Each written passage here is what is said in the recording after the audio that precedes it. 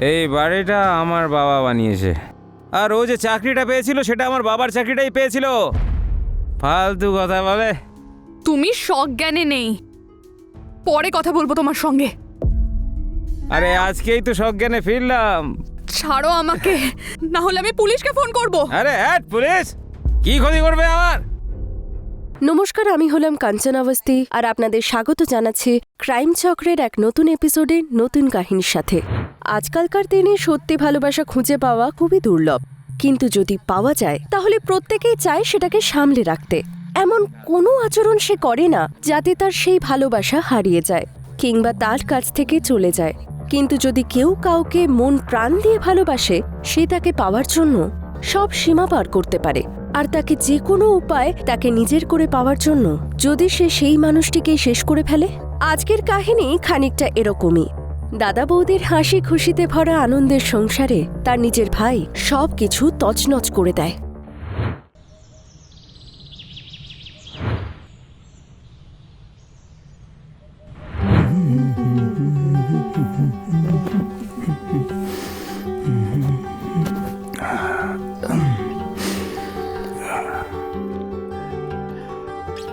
সঞ্জু, সঞ্জু,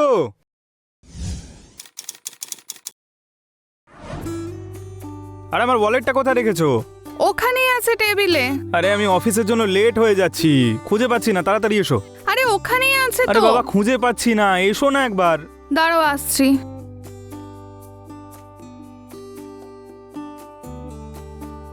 এটা কি?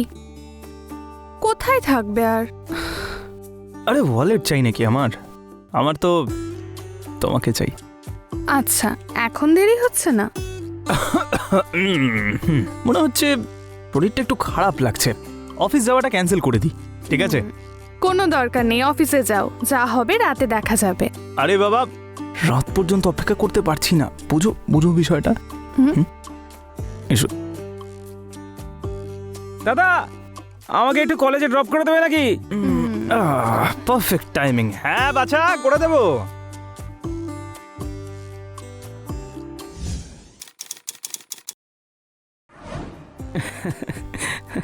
বৌদি তুমি এখানে? আমার খুব জোরে খিদে পেয়েছে, আমাকে একটু খেতে কিছু দাও না। যাও যাও, খাইয়ে দাও, দুদিন ধরে কিছু খাইনিও। এক্ষুনি দিচ্ছি।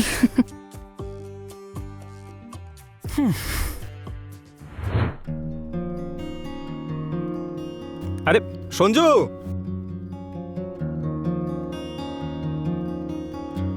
সাবধানে যেও। Bye bye. বাই বৌদি। তাড়াতাড়ি ফিরবো, চল।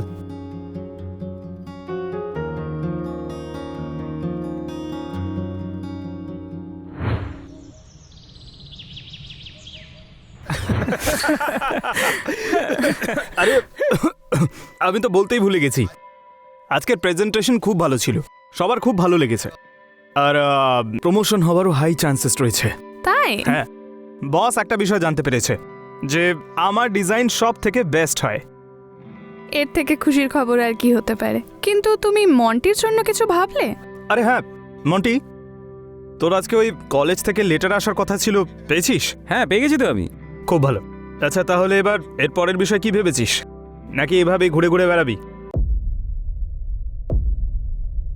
না মানে 3 বছরের গ্র্যাজুয়েশন কমপ্লিট করতে 5 বছর লাগালি, একটু সিরিয়াস হয় এবার।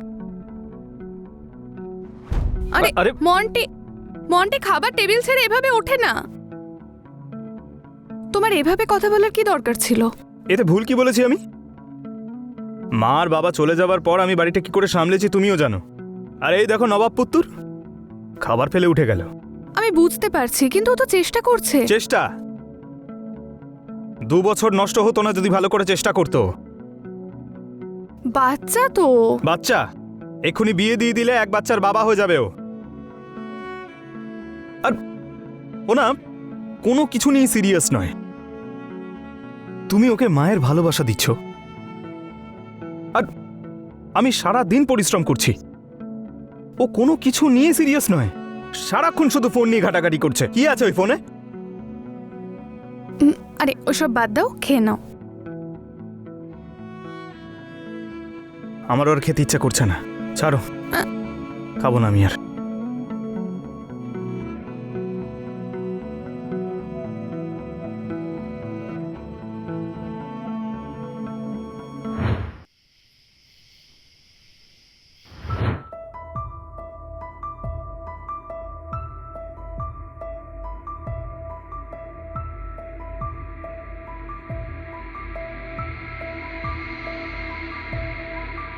কি করছো তুমি?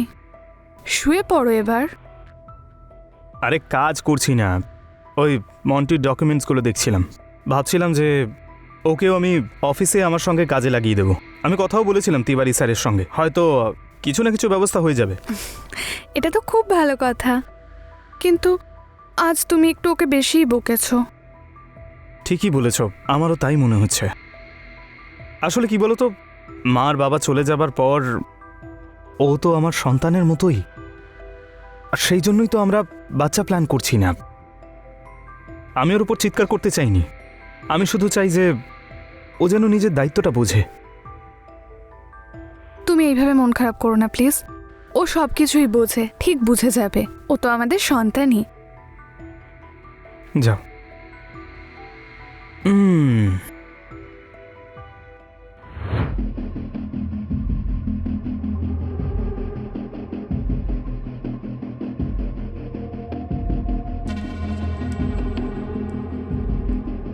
তুমি আমার কেন হবে না বলো তো?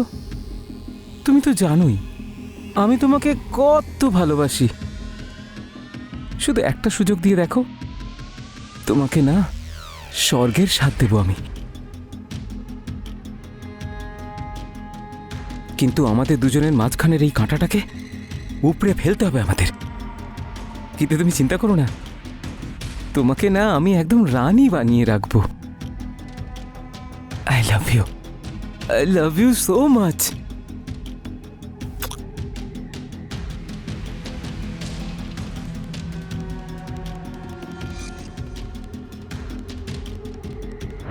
একদিকে রাজেশের তার ভাইয়ের প্রতি ভালোবাসা আর চিন্তায় রাতের ঘুম আসে না, আর উল্টো দিকে মন্টি, যে নিজের মায়ের মতো বৌদির উপরই কুনজর দেয়। এরকম মানুষকে আপনারা কি বলবেন? এরকম মানুষকে কি সত্যিই ভরসা করা যায়, বা ভরসা করা উচিত হবে বলে আপনাদের মনে হয়? কারণ এরকম মানুষজন তো কালসাপের থেকেও ভয়ানক হয়।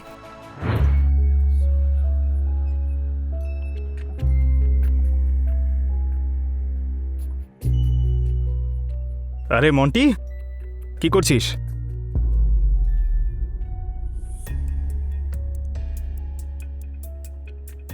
অনেকদিন দেখছি আমাদের সঙ্গে খাবার টেবিলে বসছিস না, চুপ করে থাকিস সারাক্ষণ। শোন, অফিসে আমি কথা বলে নিয়েছি, কাল থেকে অফিসে চলে আসিস। কাজ খুবই সোজা, আর যদি কোথাও অসুবিধা হয় আমি তো আছি। আরে এখনো মুখ ভার করে আছিস? ঠিক আছে, আমি জানি তোকে কি করে খুশি করা যায়।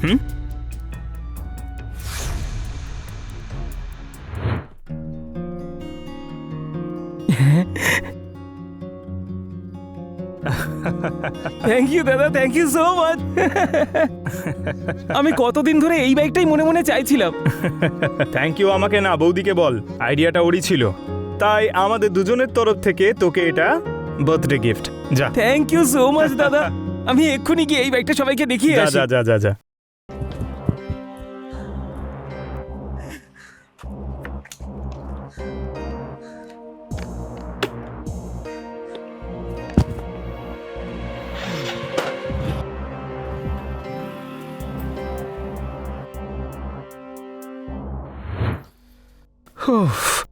মন্টি, মন্টি। হ্যাঁ দাদা।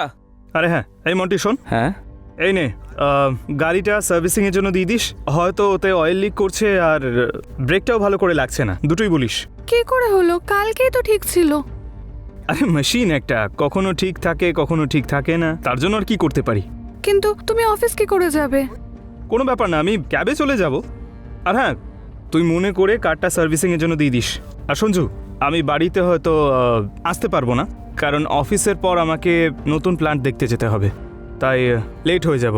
আমি ওখানেই থেকে যাব, কারণ ওখান থেকে না ট্রান্সপোর্টেশন ফ্যাসিলিটি নেই। আরে দাদা, তুমি আমার এই বাইকের চাবিটা নাও না, বাইকটা নিয়ে যাও, কোনো সমস্যাই তো নেই। তুমি বাইক নিয়ে যাও, এটাই ঠিক হবে। হ্যাঁ ঠিকই বলেছিস, আমি অফিসের কাজটা সেরে নেব আর তাড়াতাড়ি ওখান থেকে ফিরেও আসবো। ঠিক আছে? ঠিক আছে দাদা। চল, দেখা হচ্ছে। ওকে।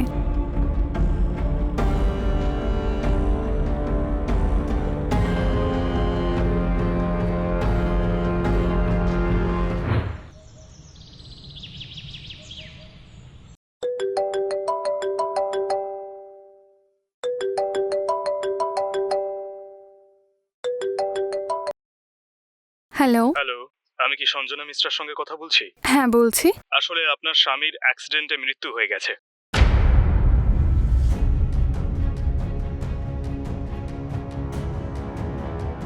বৌদি, কি হয়েছে বৌদি? বৌদি, হ্যালো। রাজেশ বাবুর অ্যাক্সিডেন্টে মৃত্যু হয়েছে। আপনাকে লোকেশন পাঠিয়ে দিচ্ছি, আপনারা তাড়াতাড়ি এসে বডিটা কালেক্ট করুন। হ্যাঁ হ্যাঁ, আমরা আসছি। বৌদি, বৌদি, বৌদি।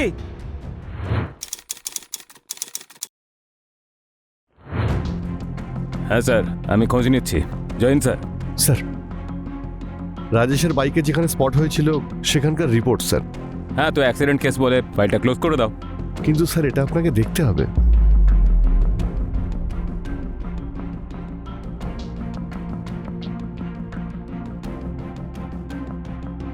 এ তো এক্সপ্লোসিভ দেখছি, আর কোনো সাধারণ এক্সপ্লোসিভ নয়, বরং কেমিক্যালি ডিজাইনড।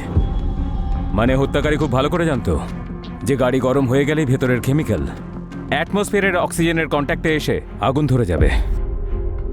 আর স্পোর্টস বাইক বেশি হিট প্রডিউস করে কম্পারেটিভলি নর্মাল বাইক। আরও একটা কথা স্যার, বাইকের coolant parts missing sir.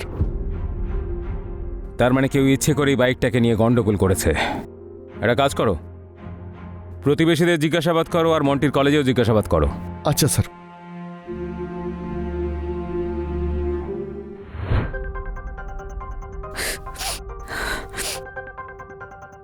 Please নিজেকে একটু সামলান। আপনার স্বামীর সঙ্গে যা কিছু হয়েছে তার জন্য আমরা খুবই দুঃখিত। ওনার কারোর সঙ্গে কোনো শত্রুতা বা ঝগড়া? না স্যার, রাজেশ খুবই সহজ সরল মানুষ ছিল, ওর কারোর সাথে কোনো শত্রুতা ছিল না। হতে পারে বাইরে কিছু হয়েছে। না স্যার, আমার দাদা তো খুব সহজ সরল ছিল, ওর কারোর সঙ্গে কোনো শত্রুতা ছিল না। কিন্তু আপনি এসব কেন জিজ্ঞেস করছেন? কারণ যে বাইক অ্যাক্সিডেন্টে ওনার মৃত্যু হয়েছে, ওই অ্যাক্সিডেন্ট বাইকের ট্যাঙ্কি ফেটে হয়েছে। আর ইনভেস্টিগেশনে জানতে পেরেছি ওটা সেফটি পার্টস বের করে নেওয়া হয়েছিল। কিন্তু স্যার, বাইকটা তো একদম নতুন ছিল স্যার। আমাদের সন্দেহ এটা অ্যাক্সিডেন্ট নয়, বরং একটা প্ল্যান্ড মার্ডার হতে পারে। কারণ আমাদের কাছে ওই পুড়ে যাওয়া বাইকটা ছাড়া কিছু নেই। আচ্ছা, ওই বাইকটা তোমার ছিল তাই না? হ্যাঁ স্যার, ওই বাইকটা দাদাই আমাকে গিফট করেছিল, আর ওর সঙ্গে কারোর কোনো শত্রুতা ছিল না স্যার। কি বলবো স্যার, আমাদেরই কপাল খারাপ যে ওর সঙ্গে এইসব হয়ে গেল। ঠিক আছে, আপাতত আমরা আসছি। যদি আপনারা কিছু জানতে পারেন তাহলে আমাদের ইনফর্ম করবেন।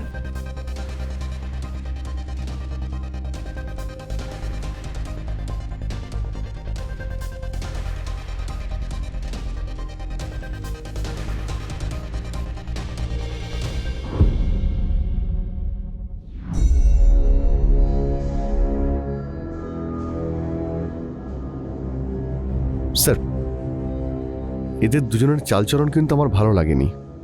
কোনো প্রমাণ ছাড়া আমরা কী বা করতে পারি? স্যার, এটাও তো হতে পারে যে এরা দুজন মিলেই কিছু করেছে। না, এটা পসিবল নয়। চলো দেখা যাক কতদিন ধরে এইসব চলে, এদের উপর নজর রাখো। আচ্ছা স্যার।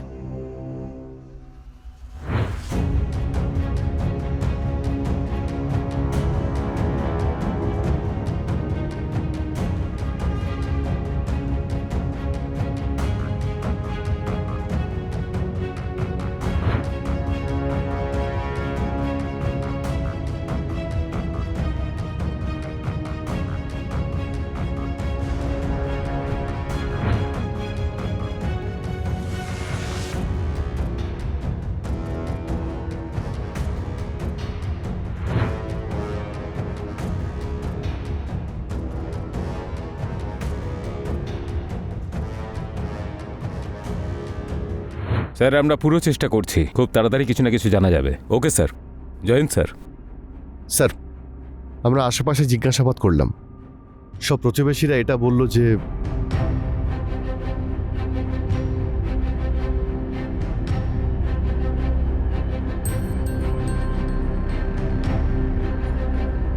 স্যার এই প্রমাণই যথেষ্ট ওদের তোলার জন্যে। না ইন্সপেক্টর, প্রত্যক্ষ প্রমাণ চাই। স্যার, পুলিশের লাঠির বাড়ি পড়লে না তোতা পাখির মতো বলতে শুরু করবে। ঠিকই বলেছ। ও এখান থেকে পালিয়ে যাওয়ার আগে তুলে নিয়ে আসি ওকে। স্যার চলো।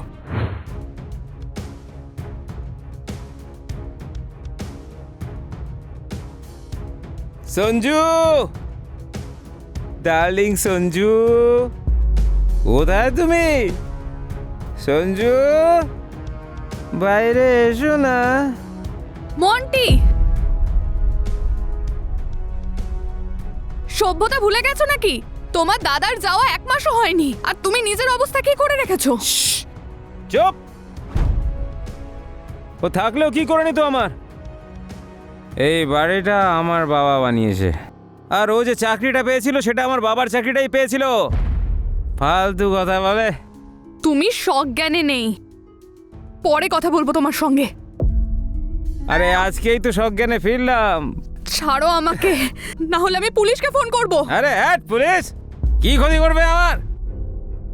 যেইভাবে ওকে তোর স্বামীকে মেরেছিলাম না, সেইভাবে তোকেও উড়িয়ে দেব। তাই যেটা বলছি সেটা কর। না, ছাড়ো আমাকে, ছাড়ো।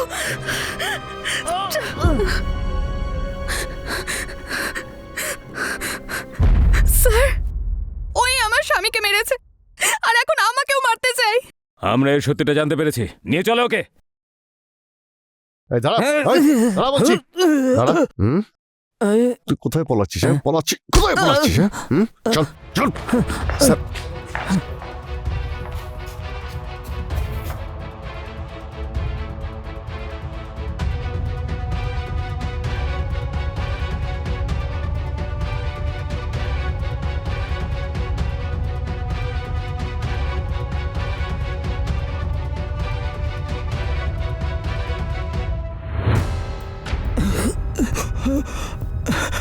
হুঁশ ফেরেছে?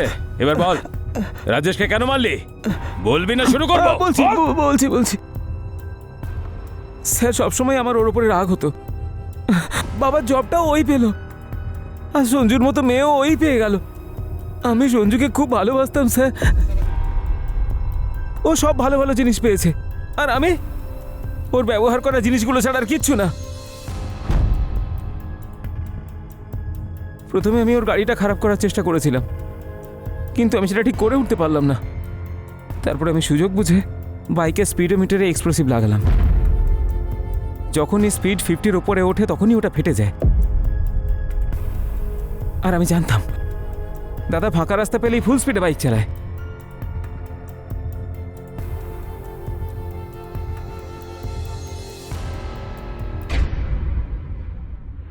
তাহলে দেখলেন আপনারা হিংসা মানুষকে দিয়ে ঠিক কি কি করাতে পারে। একটা অতি সাধারণ মধ্যবিত্ত পরিবারেও এরকম কোনো ঘটনা ঘটতেই পারে। কিন্তু এই কাহিনীর মধ্য দিয়ে আমরা এই শিক্ষাই পাই যে হতে পারে আপনারা অনেক চেষ্টা করছেন, কিন্তু যদি কারোর মানসিকতা নীচ হয় সে কোনোদিনই ভালো কিছু ভাবতে পারবে না। তাও বলছি, সত্য কোনোদিন চাপা থাকে না। আপনারা আমাদের এইভাবেই পাশে থাকুন। আমরা আরও একবার এরকমই এক হৃদয় বিদারক ঘটনা নিয়ে আপনাদের সামনে উপস্থিত হব। ততক্ষণ পর্যন্ত সাবধানে থাকুন, সতর্ক থাকুন। জয় হিন্দ।